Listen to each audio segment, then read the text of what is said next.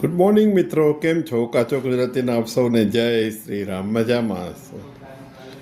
તમે ઘણીવાર કોઈ સપ્લાયર પાસેથી કે કોઈ દુકાનવાળા પાસેથી, કોઈ સ્ટોરવાળા પાસેથી, કોઈ મોલવાળા પાસેથી આ વાક્ય જરૂર સાંભળ્યું હશે, જે છે તે આ છે ભાઈ, લેવું હોય તો લો.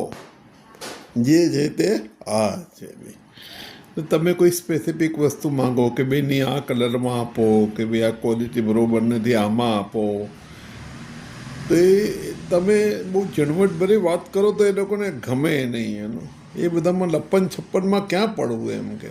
એટલે તમને સીધો જવાબ, ભાઈ જે છે તે આ છે, લેવું હોય તો લો, નહીં તો ના લો. એટલે જાણે એમને વેચવાની કોઈ ગરજ નથી, આપણી જ લેવાની ગરજ છે એનો.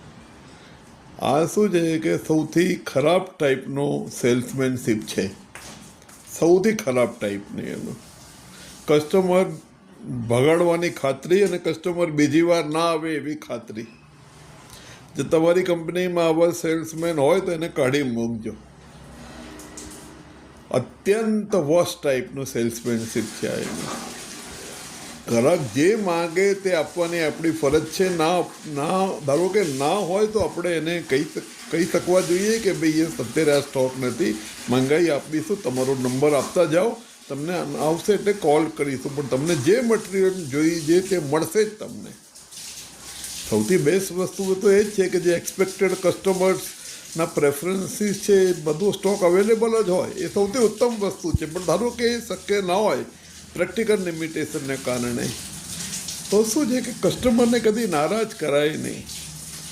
બે પોઈન્ટ છે આમાં. એક તો કસ્ટમર એ વસ્તુ ખરીદે કે ના ખરીદે ઇમિડિયેટ એની અસર છે, અને એ કસ્ટમર ભવિષ્ય માટે જતો જ રહે, તમારી પાસે ક્યારેય ના આવે, બીજી વસ્તુ છે એનું. જે છે તે આ છે એમાં બંને કન્ડિશન પૂર્ણ થાય છે, એટલે કસ્ટમર ક્યારે આવે જ નહીં બીજી વાર એનું. તમે જેવું કહ્યું કે જે છે તે આ છે, એટલે તમે કોન્ટ્રાક્ટર હો, તમે સેલ્સમેન હો, તમે કોઈ માર્કેટિંગમાં હો, તમે કોઈ સર્વિસીસ પ્રોવાઈડ કરતા હો, કોઈ વસ્તુ રિપેર કરતા હો, તમે એકવાર કહી દો જે છે તે આ છે એટલે પતી ગઈ વાત, પૂરી થઈ ગઈ, પૂર્ણ વિરામ થઈ ગયો, ચોકડી મરાઈ ગઈ તમારા નામ પર. એટલું યાદ રાખવાનું મિત્રો. કોઈ પણ કસ્ટમરને નારાજ કરવાના દિવસો ગયા હતા જ નહીં, કારણ કે ગાંધીજીએ બી કહેલું જ હતું, બેંકવાળાને ખાસ કહેલું, ને દરેક બેંકવાળા અત્યારે બી લખે છે કે ભાઈ આ સંસ્થાનો સૌથી મહત્ત્વનો જો કોઈ વ્યક્તિ હોય તો તે કસ્ટમર છે. કસ્ટમરને કારણે આ સંસ્થા ચાલે છે, કસ્ટમરને કારણે તમને બધાને પગાર મળે છે. એટલે નિયમ તો કાયમ હતો જ, પણ એ નિયમ વધુ ને વધુ એપ્લિકેબલ